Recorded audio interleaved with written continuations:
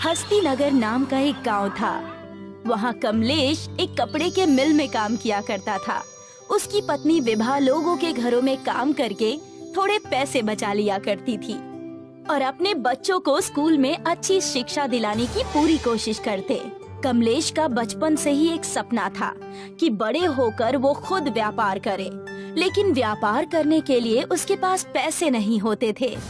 जब भी थोड़े पैसे कमलेश जमा कर लेता, कमलेश उन पैसों से शराब पी लेता। कमलेश की शराब की लत की वजह से उसकी पत्नी और बच्चे दोनों बहुत परेशान रहते थे। कमलेश मिल में काम करके जितने पैसे कमाता, सारे ही वो नशे में खर्च कर देता। एक दिन, आपको अपने नशे की आदत सुधारनी होगी। हमारे बच्चे अब बड़े हो गए हैं, इस चीज का उनके ऊपर बहुत गलत असर पड़ता है। नशा तो मैंने पिछले 1 हफ्ते से नहीं किया है। मैं भी यही चाहता हूँ कि हमारा बेटा बड़ा होकर बहुत बड़ा आदमी बने। जैसे नशा छोड़ दिया है, वैसे ही कोई अच्छा सा काम भी ढूंढ लीजिए।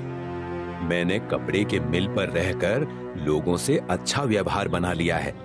मैं जो भी व्यापार शुरू करूँगा, वो मेरे व्यवहार से ही चलने लगेगा। लेकिन आप ऐसा करेंगे क्या जिससे हमारा व्यापार चलने लगे? इससे पहले आप फिर से नशा करना शुरू कर दें, मैं चाहती हूँ कि आप एक बार मेरे तांत्रिक मौसा जी से मिल लीजिए। विभा अपने पति कमलेश को अपने मौसा तांत्रिक के पास लेकर जाती है ताकि कमलेश फिर से नशा ना करे। कमलेश अपने बच्चे की भलाई और परिवार के भविष्य के लिए विभा की बात मान जाता है। मौसा जी, ये है मेरे पति। इनके बारे में ही मैंने आपसे बात की थी। इन्हें ही नशे से मुक्त करना है। ओम ह्रीं क्लीं, बागर बोल, बागर बोल, बागर बोल। हाँ विभा बेटा, मैं तुम्हारी सारी तकलीफ जानता हूँ। कमलेश को मैं ठीक कर दूंगा। लेकिन मैं पिछले कई हफ्तों से कोई नशा नहीं कर रहा हूँ। मुझे यहाँ से जाने दो। अब मैं कभी नशा नहीं करूँगा। मैंने पहले से ही हमारे परिवार के भविष्य के बारे में सोच लिया है। मैं तुम्हें कुछ नहीं कर रहा हूँ, तुम्हारी भलाई के लिए ही कह रहा हूँ। नशा और नाश में केवल आ मात्रा का फर्क है। नशा करने लगोगे तो नाश हो जाएगा। वैसे तुम किस चीज का व्यापार करने के बारे में सोच रहे हो? मैं डोसे का व्यापार करने की सोच रहा हूँ। मैं डोसा बहुत अच्छा बनाता हूँ और मैं एक गाड़ी लेकर डोसा बनाकर बेचूंगा। ये सच कह रहे हैं मौसा जी, ये डोसा सच में बहुत अच्छा बनाते हैं और पिछले कुछ हफ्तों से ये नशा भी नहीं कर रहे हैं। आप बस हमारी पैसों से मदद कर दीजिए। मैं डोसा बनाने में इनका हाथ बटाऊंगी और इनके साथ व्यापार करूंगी। तांत्रिक उन्हें कुछ पैसे देते हैं और दूसरे ही दिन उन पैसों की मदद से वो डोसे की दुकान खोल लेते हैं। लेकिन जैसा कमलेश और विभा ने सोचा था, वैसा नहीं हुआ। कमलेश की डोसे की दुकान बिल्कुल भी नहीं चली। मौसा जी के दिए हुए पैसे बस खत्म ही होने वाले हैं। ज्यादा समय नहीं है हमारे पास, वरना आपको फिर से मजबूरी में कपड़ों के मिल में जाकर काम करना होगा। भाग्यवान, मैं कोशिश तो कर रहा हूँ, कोई कसर नहीं छोड़ रहा। पता नहीं फिर भी हमारा व्यापार क्यों नहीं चल रहा। हम दोनों से ही शायद कुछ गलती हो रही है। हम एक दिन और डोसे की दुकान लगाकर देखेंगे। अगर व्यापार हुआ तो हम आगे काम करेंगे, वरना हम मौसा जी से जाकर उपाय मांगेंगे। जैसा तुम कहो भाग्यवान। तुम और तुम्हारे मौसा जी तांत्रिक कम, बंदर और मदारी का खेल दिखाने वाले ज्यादा लगते हैं। चुप रहिए और कल की तैयारी कीजिए। विभा की बातें सुनकर कमलेश दूसरे दिन की तैयारी शुरू कर देता है। दूसरे दिन जब कमलेश और विभा ने दुकान खोली, उनकी दुकान पर भीड़ ही भीड़ थी और ये देखकर वो दोनों बहुत खुश हुए। पिछले दिनों के मुताबिक तो आज का दिन बहुत अच्छा गया है। बस भगवान करे हमारे दिन ऐसे ही जाएं और हम तरक्की करें। लेकिन याद रहे, इन पैसों से आप नशा मत करने लग जाइएगा।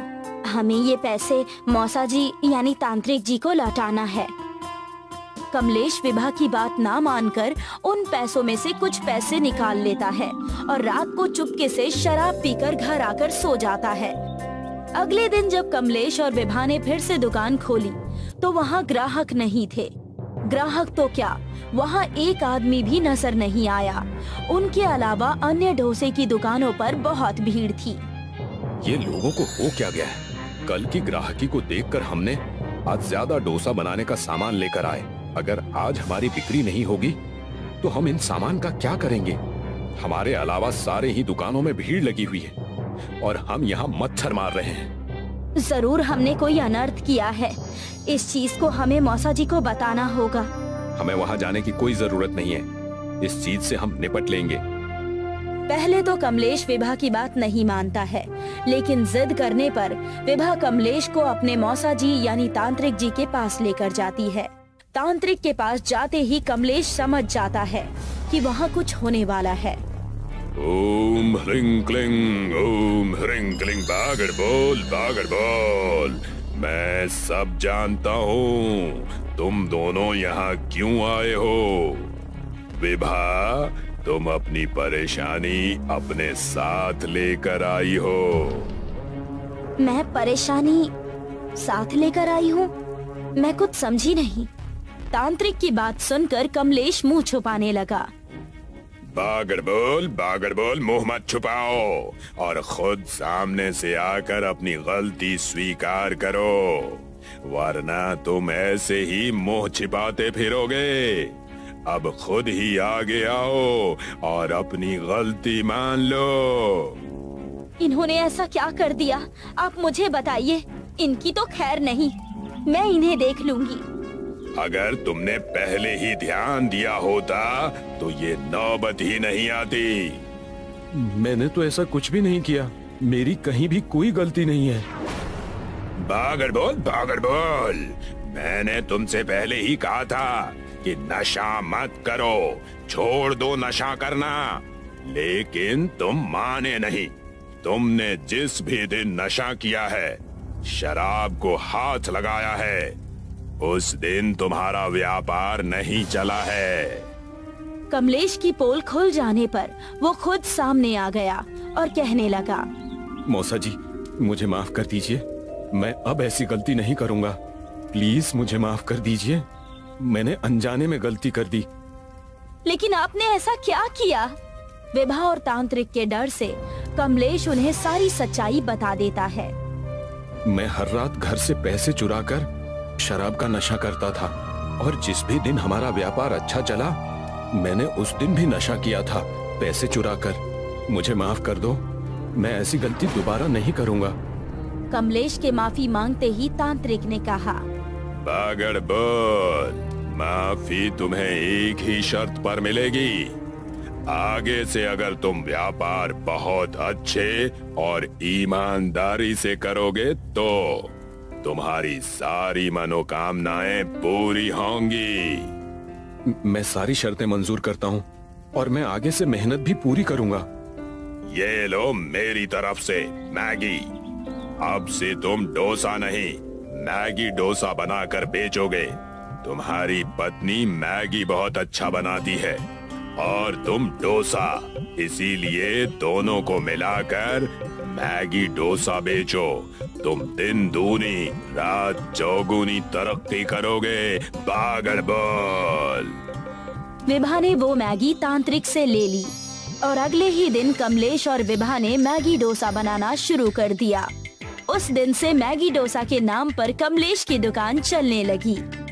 कमलेश और विभा का मैगी डोसा चल पड़ा और उन्हें इतना मुनाफा हुआ कि उन्होंने कुछ ही दिनों में 3 दुकानें और खोल ली और कुछ लोगों को काम पर भी रख लिया। कमलेश ने नशा करना भी बंद कर दिया और दोनों खुशी खुशी रहने लगे। श्याम और रीमा पति पत्नी थे। दोनों अपने बच्चों के साथ मनाली में रहते थे। दिन में श्याम और रीमा मैगी बेचते और शाम होते ही दोनों मोमोज बेचना शुरू कर देते। उनके मोमोज का व्यापार खूब चलने लगा। जो लोग मनाली घूमने जाते वो जरूर उनके यहाँ मोमोज लेने चले जाते और बड़े चाव से खाते। लोगों को श्याम के मोमोज ज्यादा पसंद आते। रीमा की बनाई हुई मैगी कोई नहीं पूछता। इससे श्याम और रीमा में अनबन होने लगी। भाग्यवान, आज क्या बनाया है खाने में? वैसे तुम्हारे हाथ की मैगी खाए कई दिन हो गए हैं। जी ठीक कहते हैं आप, बना लीजिए मेरा मजाक। मैं तो हूँ ही इसी लायक। बाहर के लोगों को मेरी मैगी पसंद नहीं आ रही और ऊपर से आप भी शुरू हो गए। रीमा गुस्से से किचन में चली जाती है। एक दिन श्याम की दुकान पर एक आदमी आया और कहने लगा, भाई साहब, आपके मोमोज लाजवाब हैं। ऐसे मोमोज मनाली तो क्या पूरी दुनिया में कहीं नहीं मिलेगा। मेरा तो जी चाहता है भाई कि मैं आपके हाथ चूम लूं। तारीफ सुने कई दिन हो गए थे, आज आप आए हैं। ये सारी चीजें सुन सुनकर थक गया हूँ मैं। कुछ नया बोलिए। बस ध्यान रखिएगा, आपकी सफलता चरम सीमा न छूले। सफल हूँ इसलिए घमंड भी है। आदमी इतना कहकर वहाँ से चला जाता है। श्याम की सफलता को देखकर कई और लोगों ने वहाँ पर मोमोज का ठेला लगा दिया। लगता है हमारे व्यापार को किसी की नजर लग गई है। मैंने आपको कहा था ना, ज्यादा हवाबाजी मत कीजिए। देखिए, हमारा व्यापार देखकर ही कई लोगों ने मोमोज का ठेला खोल लिया है। तुम इसकी चिंता मत करो। लोग व्यापार नहीं, व्यवहार देखकर खरीदारी करते हैं। और वही लोग व्यापार और व्यवहार करके हमसे आगे निकल जाएंगे और हम कुछ नहीं कर पाएंगे। कोई न कोई तरकीब हमें निकालनी होगी, वरना तुम्हारी बातें सच हो जाएंगी। श्याम रीमा की बातों को अनदेखा कर देता है। कुछ ही दिन बाद उनका व्यापार ठप हो जाता है। श्याम इस बात से चिंतित हो जाता है। एक दिन बाजार से श्याम व्यापार के सामान ला रहा था, तब उसका एक्सीडेंट हो गया और उसे चोट लग गई। जख्म गहरे होने के कारण डॉक्टर ने बोला कि श्याम को 3 महीने तक आराम करना है। आपको इनका ज्यादा ख्याल रखना होगा। इनसे कहिए पहले की तरह काम ना करें, आराम करें। श्याम काम ना कर पाने के कारण दुखी हो जाता है और घर की तकलीफ देखकर रीमा से कहता है, ये कैसा समय आ गया है हमारे जीवन में। मैं तुम्हारी मदद नहीं कर सकता। तुम अकेले ये सब कैसे देखोगी। इस वक्त मैं परिवार की मदद ना करने की वजह से सच में बहुत दुखी हूँ। आप घर की चिंता मत कीजिए। मैंने बच्चों को छुट्टी मनाने मायके भेज दिया है। कुछ दिन मैं आपका ख्याल रख के घर चला लूंगी। काश मैं भी तुम्हारी मदद कर पाता। रीमा ने अपना व्यापार फिर से शुरू कर दिया। श्याम की मदद ना मिलने की वजह से वो सिर्फ मैगी ही बनाकर बेच पाती और ठीक ठाक व्यापार हो जाता। एक दिन सुबह रीमा ने अपनी दुकान खोली ही थी कि वहां पर एक गरीब बुढ़ा भीख मांगते हुए रीमा की दुकान पर आ गया। गरीब बुढ़ा रीमा को दुकान पर देखकर श्याम को ढूंढने लगता है। बेटी, यहाँ पर एक बेहतरीन मोमोज वाला नौजवान रहा करता था, वो कहाँ चला गया? बड़े दिन हो गए उसने मुझे मोमोज नहीं खिलाए। जी, वो मेरे पति हैं। उनका कुछ दिन पहले एक्सीडेंट हो गया। इस वजह से अब हम सिर्फ मैगी बेचते हैं। मैं आपको मैगी खिला देती हूँ, आप इसे खा लीजिए। रीमा ने उस गरीब बुढ़े को मैगी परोसी। मैगी खाते ही बुढ़े ने कहा, लाजवाब, ऐसा स्वादिष्ट मैगी मैंने आज तक नहीं खाया। तुम दोनों पति पत्नी के हाथों में जादू है। भगवान तुम्हारा भला करे बेटा। गरीब बुढ़े की बात सुनकर रीमा को अच्छा लगा और उसने मैगी के पैसे मांगे। जी धन्यवाद। चलिए मैगी के पैसे दीजिए। पैसे? कौन से पैसे? मैंने कभी तुम्हारे पति को पैसे नहीं दिए। मैं जब भी आता था वो मुझे फ्री में ही मोमोज खिला देता था। सुबह सुबह आकर इन्होंने दिन की शुरुआत ही ऐसी कर दी। आज का तो दिन ही बड़ा कठिन बीतने वाला है। गरीब बुढ़ा वहाँ से जाने ही वाला था, लेकिन वो रुक गया और बोला, मैं अक्सर तुम्हारे पति के हाथ के मोमोज खाकर उसे जादुई तावीज दिया करता था, जिससे तुम्हारे दुकान की खूब बिक्री होती थी। वही मैं तुम्हें भी देने वाला हूँ। गरीब बुढ़े ने अपने थैली में से एक तावीज निकाली। इस तावीज को तुम अपनी दुकान पर बांध दो और अपना व्यापार देखो। कैसी तावीज? उन्होंने तो मुझे इस बारे में कभी कुछ नहीं बताया। ये लो, और अब से मैगी और मोमो को साथ में मिलाकर बनाना शुरू कर दो। तुम मैगी बहुत अच्छा बनाती हो और अपने पति की मदद से मैगी और मोमोज को मिलाकर उसका व्यापार करो। इतना कहकर गरीब बुढ़ा वहां से चला जाता है। रीमा घर जाकर सारी बातें श्याम से बताती है। श्याम सारी बातें सुनकर कहता है, कई साल पहले एक बार ये गरीब बूढ़े बाबा हमारे दुकान पर आए थे। मैंने इन्हें मोमोज खिलाए। तब भी उन्होंने मुझे एक तावीज दी थी, जिसे मैंने हमारे मोमोज की दुकान पर लगाई और दुकान चलने लगी। लगता है ये वैसा ही तावीज है। उन्होंने ये भी कहा हमें मैगी मोमोज बेचने चाहिए, मैगी और मोमोज का मिश्रण। जैसा उन्होंने कहा है हमें वैसा ही करना चाहिए। इससे हमारे व्यापार में सिर्फ बढ़त ही होगी। श्याम की बात सुनकर रीमा ने अपने दुकान पर गरीब बूढ़े बाबा की तावीज बांध दी और मैगी मोमोज बनाना शुरू किया। देखते ही देखते पूरे मनाली में मैगी मोमोज की चर्चा होने लगी। रीमा के हाथ के मैगी मोमोज टूरिस्टों को इतने पसंद आने लगे कि हर कोई बड़े चाव से खाने लगा। अन्य मोमोज वाले अपना व्यापार बंद करके वहां से चले गए और श्याम की तबीयत पहले से बहुत ठीक हो गई। अब से मैं भी तुम्हारा हाथ बटाऊंगा, हमारा व्यापार और चलने लगेगा। हमारे मैगी मोमोज अब सबको पसंद आने लगे हैं। क्यों ना हम अपना व्यापार हाथ गाड़ी से एक कैंटीन में बदल लें और तरह तरह के मैगी मोमोज बनाकर बेचें। इससे हमारा मुनाफा होगा। कैंटीन ही नहीं बल्कि अब हम मोमोज की पूरी फैक्ट्री खोल देंगे। तुमने पूरा परिवार बखूबी संभाल लिया। मेरे ना होने के बावजूद इससे ज्यादा गर्व मुझे कभी नहीं हो सकता। श्याम और रीमा ने एक बड़ी सी मोमोज की कैंटीन खोल दी। उनका व्यापार पहले से 2 गुना ज्यादा चलने लगा और वो खुशी खुशी अपने परिवार के साथ फिर से रहने लगे। आनंदपुर गांव में एक बूढ़ी गरीब मटके वाली थी सुमित्रा। सुमित्रा रोज मटके बनाया करती थी। अम्मा, ये मटका कितने का है? 200 रुपए का है बेटी। अरे बाप रे, इतने में तो स्टील का घड़ा आ जाता है अम्मा। मैं तो इसके बस 100 रुपए ही दूंगी। अरे बेटी, वो मटका बहुत बड़ा है, 100 रुपए बहुत कम होंगे। 120 रुपए से ज्यादा अब हम नहीं दे सकते। ठीक है, ले जाओ। सुमित्रा रोज मटके बनाया करती थी। मटके खरीदने वाले ग्राहक हमेशा भाव ताव करते थे। सुमित्रा की आमदनी दिन ब दिन घटती जा रही थी। माँ, आपने वो मटका इतने कम दाम में क्यों बेच दिया? अब क्या करूँ, तू तो देख ही रही है मेरा हाल। एक तो लोग मोल भाव करते हैं, ऊपर से दिन ब दिन मटके खरीदने वाले ग्राहक घटते ही जा रहे हैं। सबको स्टील के घड़े ही चाहिए। अब तू ही बता क्या करूँ। एक तो तेरी उम्र भी हो रही है, मुझे तेरे ब्याह की चिंता सताई जा रही है बेटा। माँ, तुम कहो तो मैं भी तुम्हारी कुछ मदद कर सकती हूँ। वो कैसे? मैंने सोचा है कि मैं कोई खाने की चीज बेचूंगी जिससे हमारी आमदनी बढ़ जाए। खाने की चीज? हाँ माँ, आजकल खाने का व्यापार ही सबसे ज्यादा चलता है। बाजार में हर खाने की दुकान पर भीड़ ही भीड़ रहती है। वो तो है, पर तू क्या बेचेगी? वो तो पता नहीं, 1-2 दिन में ढूंढ लूंगी।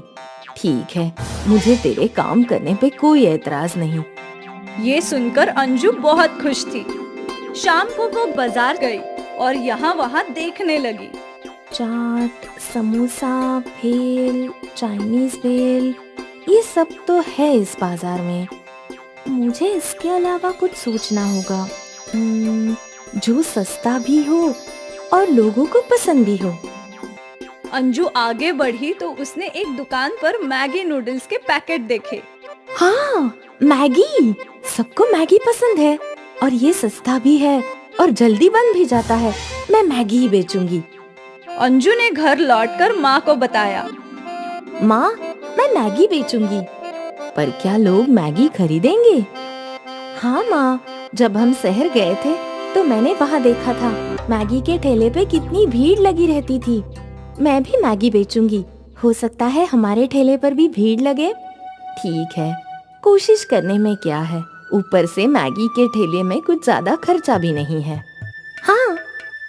सुमित्रा ने अंजू को कुछ पैसे दे दिए। इससे जरूरत की सारी चीजें और कुछ सब्जियां खरीद ले। ठीक है माँ। अंजू ने बाजार से मैगी का डिब्बा, सब्जियां और कुछ छोटी छोटी प्लेट्स खरीद ली। अगले दिन अंजू ने बाजार के बीचों बीच अपने मैगी का ठेला लगाया। अंजू की एक और चाट का ठेला था और दूसरी ओर भेलपुरी का। चाट और भेलपुरी के ठेले वाले अंजू के ठेले पर नजर गड़ाए बैठे थे। अंजू ने मैगी के पैकेट्स अच्छे से लगा दिए, जिससे ग्राहक उसके ठेले पर आकर्षित हो। कितने की है मैगी? सादा मैगी 15 रुपए और वेजिटेबल मैगी 20 रुपए। एक वेजिटेबल मैगी देना। अंजू ने 2 मिनट में वेजिटेबल मैगी बनाया और उस ग्राहक को दे दिया। ग्राहक को मैगी खाता देख कुछ और ग्राहक उसके ठेले पर आए। हमें 2 सादे मैगी देना। मुझे एक वेजिटेबल मैगी। जैसे जैसे ग्राहक ऑर्डर दे रहे थे, अंजू मैगी बनाए जा रही थी। अंजू का ठेला नया था और आते ही वहाँ ग्राहकों की भीड़ लगने लगी। ये बात अगल बगल के ठेले वालों से देखी नहीं जा रही थी। वो लोग जल भुन रहे थे। बहुत अच्छा स्वाद है गर्मा गर्म मैगी का। धन्यवाद। गरम गरम मैगी ग्राहकों को बहुत पसंद आ रहा था। पहले ही दिन से अंजू की अच्छी खासी कमाई शुरू हो गई। वो बहुत खुश थी। अंजू की कमाई देखकर सुमित्रा भी बहुत खुश थी। अच्छी बात है बेटा, तू ऐसी ही हमेशा खुश रहे। अंजू को अच्छा लग रहा था। आखिर वो अपनी माँ की थोड़ी सी मदद कर पा रही थी। वैसे भी सुमित्रा ने बहुत कष्टों से अंजू की परवरिश की थी।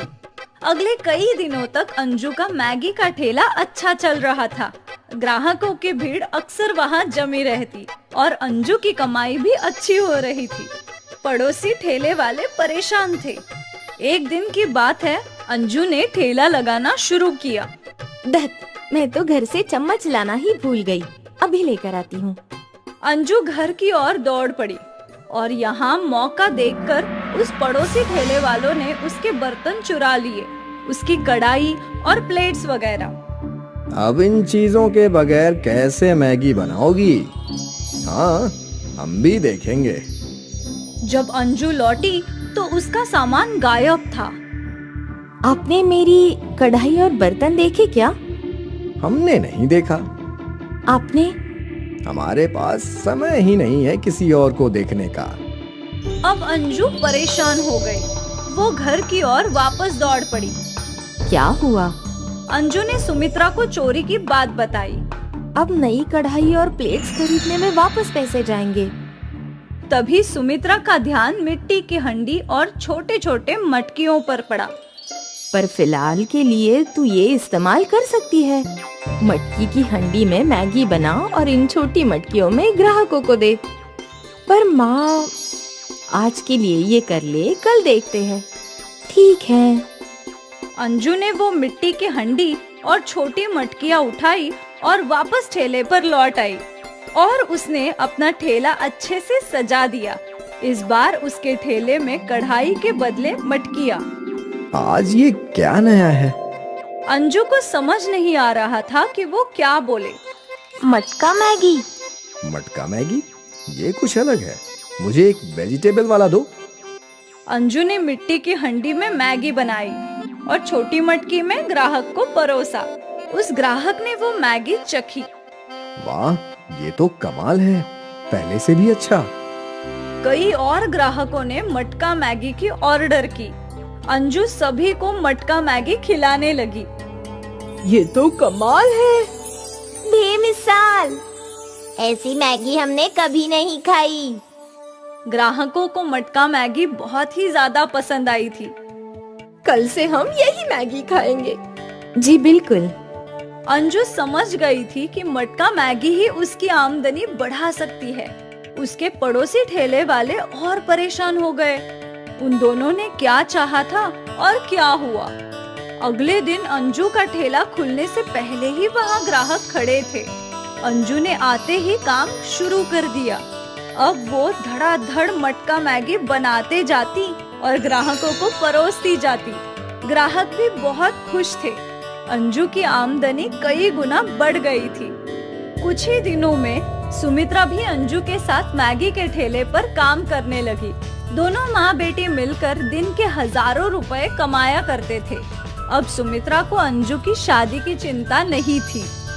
सोचा नहीं था कि मेरी बेटी इतनी बड़ी हो गई है कि मुझे उसकी चिंता करने की जरूरत ही नहीं। हे भगवान, तेरा लाख लाख धन्यवाद। सुमित्रा और अंजू बहुत खुश थे, पर वही अंजू के पड़ोसी ठेले वाले बहुत दुखी। हमने क्या करने का सोचा था और क्या हो गया। वो कहते हैं ना, किस्मत खराब हो तो ऊंट पर भी बैठे इंसान को कुत्ता काट लेता है। वैसे ही अगर किस्मत अच्छी हो तो बुरा करने पे भी भला ही हो जाता है। हम दोनों को कोई और धंधा लगाना चाहिए। हाँ, अब यहाँ हमारी दाल नहीं गलेगी। अब यहाँ लोग सिर्फ मटका मैगी खाने आएंगे। अंजू के पड़ोसी ठेले वाले अपना बोरिया बिस्तरा लेकर वहाँ से 9-2-11 हो गए। अंजू का मटका मैगी दिन ब दिन तरक्की करता जा रहा था। उसे कहाँ पता था कि मजबूरी में इस्तेमाल किया हुआ मटका कमाल कर जाएगा।